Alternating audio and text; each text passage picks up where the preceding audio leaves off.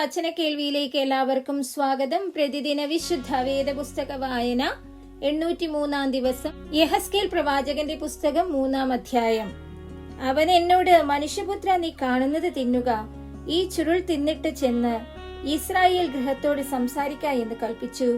ഞാൻ വായി തുറന്നു, അവൻ ആ ചുരുൾ എനിക്ക് തിന്മാൻ തന്നു. എന്നോട്, മനുഷ്യപുത്ര, ഞാൻ നിനക്ക് തരുന്ന ഈ ചുരുൾ നീ വയറ്റിലാക്കി ഉദരം നിറയ്ക്ക എന്ന് കൽപ്പിച്ചു. അങ്ങനെ ഞാൻ അത് തിന്നു. അത് വായിൽ തേൻ പോലെ മധുരമായിരുന്നു. പിന്നെ അവൻ എന്നോട് കൽപ്പിച്ചത്, മനുഷ്യപുത്ര, നീ ഇസ്രായേൽ ഗൃഹത്തിന്റെ അടുക്കൽ ചെന്ന് എന്റെ വചനങ്ങളെ അവരോട് പ്രസ്താവിക്ക. അവ്യക്ത വാക്കും കനത്ത നാവും ഉള്ള ജാതികളുടെ അടുക്കലല്ല, ഇസ്രായേൽ ഗൃഹത്തിന്റെ അടുക്കലത്രേ നിന്നെ അയക്കുന്നത്. അവ്യക്ത വാക്കും കനത്ത നാവും ഉള്ളവരായി നിനക്ക് വാക്ക് ഗ്രഹിച്ചുകൂടാത്ത അനേകം ജാതികളുടെ അടുക്കലല്ല, അവരുടെ അടുക്കൽ ഞാൻ നിന്നെ അയച്ചെങ്കിൽ അവർ നിന്റെ വാക്കു കേൾക്കുമായിരുന്നു. ഇസ്രായേൽ ഗൃഹമോ നിന്റെ വാക്കു കേൾക്കയില്ല. എന്റെ വാക്കു കേൾപ്പാൻ അവർക്ക് മനസ്സില്ലല്ലോ. ഇസ്രായേൽ ഗൃഹമൊക്കെയും കടുത്ത നെറ്റിയും കഠിന ഹൃദയം ഉള്ളവരത്രേ. എന്നാൽ ഞാൻ നിന്റെ മുഖം അവരുടെ മുഖത്തിന് നേരെ കഠിനവും നിന്റെ നെറ്റി അവരുടെ നെറ്റിക്ക് നേരെ കടുപ്പവും ആക്കിയിരിക്കുന്നു. ഞാൻ നിന്റെ നെറ്റി തീക്കല്ലിനേക്കാൾ കടുപ്പമുള്ള വജ്രം പോലെ ആക്കിയിരിക്കുന്നു.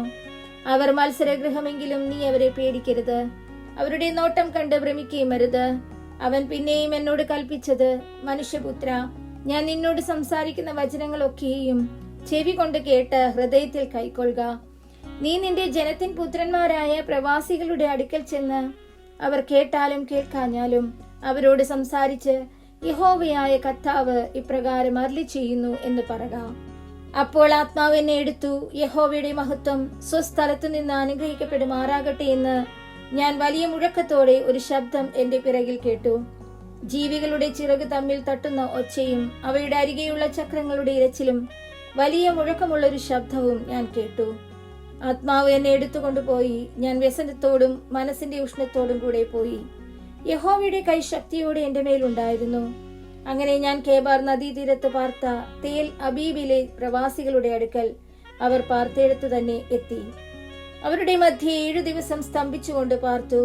7 ദിവസം കഴിഞ്ഞിട്ട് യഹോവയുടെ അരുളപ്പാട് എനിക്കുണ്ടായത് എന്തെന്നാൽ, മനുഷ്യപുത്ര, ഞാൻ നിന്നെ ഇസ്രായേൽ ഗൃഹത്തിന് കാവൽക്കാരനാക്കിയിരിക്കുന്നു. നീ എന്റെ വായിൽ നിന്ന് വചനം കേട്ട് എന്റെ നാമത്തിൽ അവരെ പ്രബോധിപ്പിക്കണം.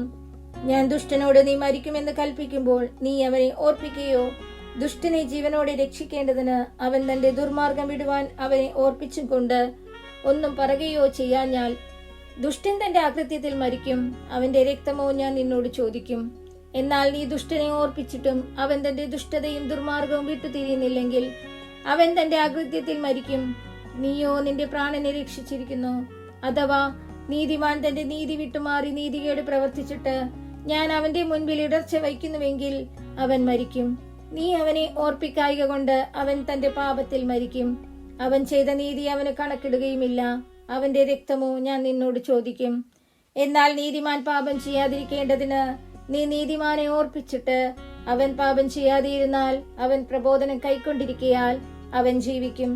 നീയും നിന്റെ പ്രാണനെ രക്ഷിച്ചിരിക്കുന്നു. യഹോവയുടെ കൈ അവിടെ പിന്നെയും എന്റെ മേൽ വന്നു. അവൻ എന്നോട്, നീ എഴുന്നേറ്റ് സമഭൂമിയിലേക്ക് പോക, അവിടെ വെച്ച് ഞാൻ നിന്നോട് സംസാരിക്കുമെന്ന് കൽപ്പിച്ചു. അങ്ങനെ ഞാൻ എഴുന്നേറ്റ് സമഭൂമിയിലേക്ക് പോയി. ഞാൻ കേബാർ നദീ തീരത്ത് കണ്ട മഹത്വം പോലെ അവിടെ യഹോവയുടെ മഹത്വം നിൽക്കുന്നത് കണ്ട് ഞാൻ കവിണ്ണു വീണു. അപ്പോൾ ആത്മാവ് എന്നിൽ വന്ന് എന്നെ നിവർന്നു നിൽക്കുമാറാക്കി എന്നോട് സംസാരിച്ചു. നീ ചെന്ന് നിന്റെ വീട്ടിനകത്ത് കതകടച്ചു പാർക്ക. എന്നാൽ മനുഷ്യപുത്ര, നിനക്ക് അവരുടെ ഇടയിൽ പെരുമാറുവാൻ കഴിയാതെ വണ്ണം അവർ നിന്നെ കയറുകൊണ്ട് കെട്ടും. നീ ഊമനായി അവർക്ക് ശാസകനാകാതെ ഇരിക്കേണ്ടതിന് ഞാൻ നിന്റെ നാവിനെ നിന്റെ അണ്ണാക്കോട് പറ്റുമാറാക്കും. അവർ മത്സരഗൃഹമല്ലോ. ഞാൻ നിന്നോട് സംസാരിക്കുമ്പോൾ ഞാൻ നിന്റെ വായി തുറക്കും. നീ അവരോട്, യഹോവയായ കർത്താവ് ഇപ്രകാരം അരുളി ചെയ്യുന്നു എന്ന് പറയണം. കേൾക്കുന്നവൻ കേൾക്കട്ടെ, കേൾക്കാത്തവൻ കേൾക്കാതെ ഇരിക്കട്ടെ. അവർ മത്സരഗൃഹമല്ലോ.